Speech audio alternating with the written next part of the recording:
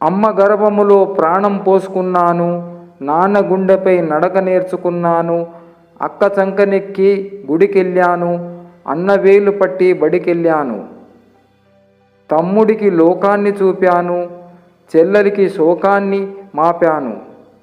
నిన్న మొన్నటి వరకు అందరితో కలిసి ఉన్న నేను నేడు విడిగా ఒంటరిగా మిగిలిపోయాను.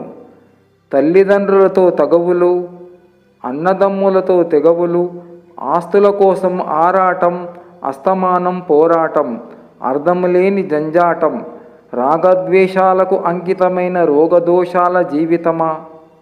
తన రక్తాన్ని ధారపోసి మనకు జన్మనిస్తుంది అమ్మ. తన ఆత్మ శరీరం పంచి మనకు జన్మనిచ్చిన దివ్య రూపం అమ్మ.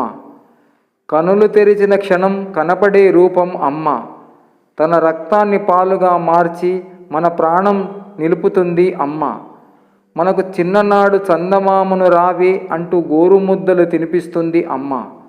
మన కాలులో ముళ్ళు విరిగినా విలవిలలాడిపోయేది అమ్మ. మన మౌనం సైతం అర్థము చేసుకోగలదు అమ్మ. మన ప్రాణానికి తన ప్రాణం అడ్డు వేయడానికి ఏమాత్రం వెనుకాడదు అమ్మ. తనవన్నీ త్యాగం చేస్తూ మన ఎదుగుదల కోరుకుంటుంది అమ్మ. మన పెదవులపై చిరునవ్వు తన గెలుపుగా భావిస్తుంది అమ్మ. చివరి క్షణం వరకు అనుక్షణం నీకై బ్రతుకుతుంది అమ్మ.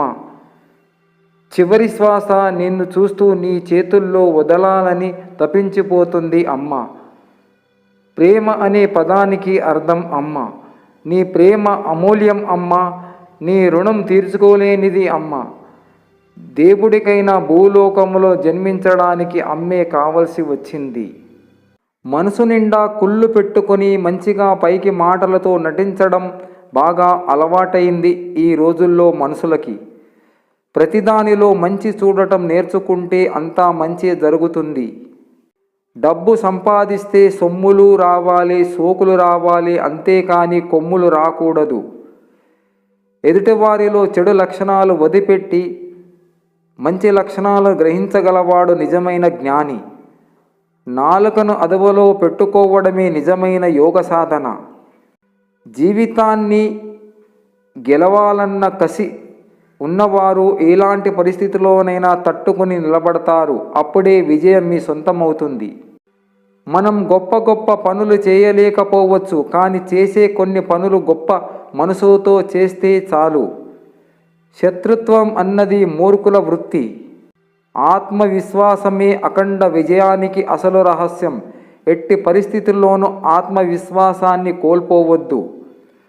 ఫలితాన్ని గురించి ఎంత శ్రద్ధ చూపిస్తారో ఆ ఫలితాన్ని పొందడానికి ఉపయోగించే పద్ధతుల విషయాలలో కూడా అంతే శ్రద్ధను పాటించాలి. విజయం పొందాలనుకున్న వారు ఎన్నడూ నిరాశ చెందరు. నిజం గడప దాటే లోపు అబద్ధం 1000 మైళ్ళు ప్రయాణిస్తుంది. అబద్ధం చేసిన ప్రయాణం నిజం గడప దాటిన మరుక్షణం శూన్యం అవుతుంది. జీవితం అనేది ఒక ప్రశ్న లాంటిది. ఎవరు సమాధానం చెప్పలేరు. చావు అనేది సమాధానం లాంటిది, కానీ ప్రశ్నించే ధైర్యం ఎవరికి ఉండదు. నీలో నువ్వు ప్రశాంతతను కలిగి ఉండకపోతే మరెక్కడ దానిని నువ్వు పొందలేవు. మంచి పనికి చెడ్డ రోజులు ఉండవు, చెడ్డ పనికి మంచి రోజులు ఏమీ చేయలేవు. పరిస్థితులు ఎంత దారుణంగానైనా ఉండని అవకాశాలను సృష్టించుకో. ప్రతి మనిషికి ఒక ఆశయం ఉండాలి. ఆశయము లేని మనిషి ప్రాణము లేని శరీరం లాంటివాడు. ప్రయత్నం చేసి ఓడిపో, ప్రయత్నం చేయడంలో మాత్రం ఓడిపోవద్దు.